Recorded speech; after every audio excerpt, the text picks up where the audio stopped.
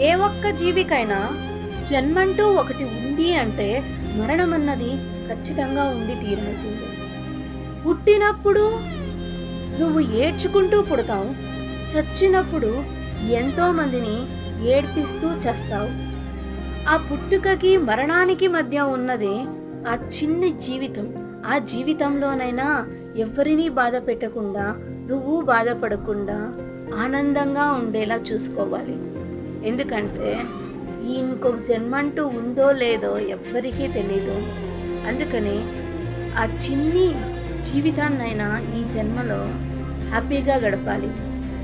అలాగే మనకంటూ మంచితనంతో మిత్రువులుగా మార్చుకోవాలి, అందరినీ శత్రువులుగా కాదు. అవునా కాదా? ప్లీజ్ కమెంట్ అయితే చేయండి. అలాగే సబ్స్క్రైబ్ చేసుకోండి. Thanks for watching.